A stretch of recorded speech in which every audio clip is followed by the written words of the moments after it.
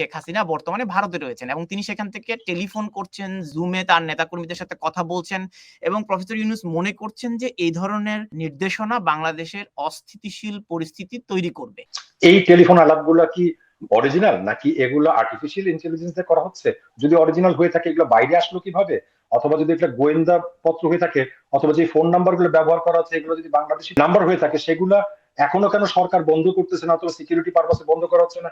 সেইটা না করে প্রধান উপদেষ্টা যদি বলেন এর ফলে ভারতের সাথে সম্পর্ক নষ্ট হবে, রাজনৈতিক পরিস্থিতি অথবা নিরাপত্তাহীনতায় ভুগেন, তাহলে জিনিসটা অন্যরকম হয়ে গেল না? সাবেক প্রধানমন্ত্রী আওয়ামী লীগের সভানেত্রী শেখ হাসিনা বর্তমানে ভারতে রয়েছেন এবং তিনি সেখান থেকে টেলিফোন করছেন, জুমে তার নেতাকর্মীদের সাথে কথা বলছেন এবং প্রফেসর ইউনূস মনে করছেন যে এই ধরনের কনভারসেশন অর্থাৎ এই ধরনের নির্দেশনা বাংলাদেশের অস্থিতিশীল পরিস্থিতি তৈরি করবে এবং এই পরিস্থিতি তৈরি হলে বাংলাদেশের সাথে ভারতের সম্পর্ক ক্ষুণ্ণ হবে। দেখেন, আমি এখানে একটা ছোট কথা বলি। এই টেলিফোন আলাপগুলো কি অরিজিনাল নাকি এগুলো আর্টিফিশিয়াল ইন্টেলিজেন্স দিয়ে করা হচ্ছে? যদি অরিজিনাল হয়ে থাকে এগুলো বাইরে আসলো কিভাবে? অথবা যদি একটা গোয়েন্দা পত্র হয়ে থাকে, অথবা যে ফোন নাম্বার গুলো ব্যবহার করা হচ্ছে এগুলো যদি বাংলাদেশি ফোন হয়ে থাকে, নাম্বার হয়ে থাকে, সেগুলা এখনো কেন সরকার বন্ধ করতেছে না, অথবা সিকিউরিটি পারপাসে বন্ধ করা হচ্ছে না? সেইটা না করে প্রধান উপদেষ্টা যদি বলেন যে এর ফলে ভারতের সাথে সম্পর্ক নষ্ট হবে, অথবা নষ্ট হবে, রাজনৈতিক পরিস্থিতি অথবা নিরাপত্তাহীনতায় ভুগেন, তাহলে জিনিসটা অন্যরকম হয়ে গেল না? আমি তো জানি যে ফোন নাম্বার গুলো ব্যবহার করা হচ্ছে সেই ফোন নাম্বার গুলো বাংলাদেশি ফোন নাম্বার।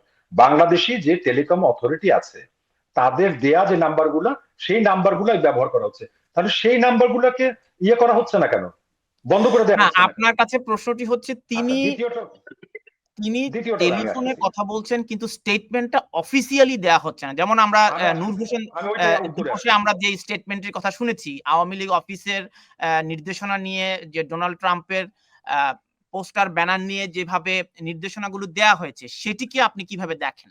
এটি সত্য কিংবা মিথ্যা আমি জানি না। না, আমিও জানি না। আমি বিএনপি আওয়ামী লীগ সবগুলাকে ধরি কি, সবগুলো তো পলিটিক্যাল স্ট্যাবলিশমেন্ট। আচ্ছা, উমামারা যে ফাইটটা করতেছে, অথবা এখনের যে ছাত্র রাজনীতির যে ব্যাপার, ছাত্র সাধারণ মানুষের কথা বললো, সেগুলো হচ্ছে এই যে পুরানো যে দলগুলো আছে, পলিটিক্যাল স্ট্যাবলিশমেন্ট গুলো আছে, তাদের যে কার্যক্রম গুলো আছে সেইটার বিরুদ্ধে যে তো তারা কথা বলতেছে। এখন এই পুরানো যে পলিটিক্যাল স্ট্যাবলিশমেন্ট গুলো আছে তাদের একটা গতিপথ আছে। গতিপথটা কি?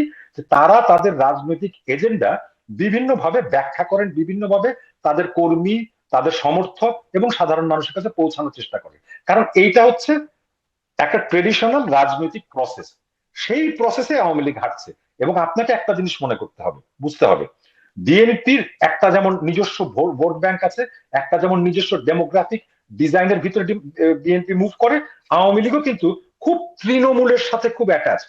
সুতরাং তার যে কমিউনিকেশন ল্যাঙ্গুয়েজ, সেটা কিন্তু সে সবসময় করবে তৃণমূলকে কেন্দ্র করে।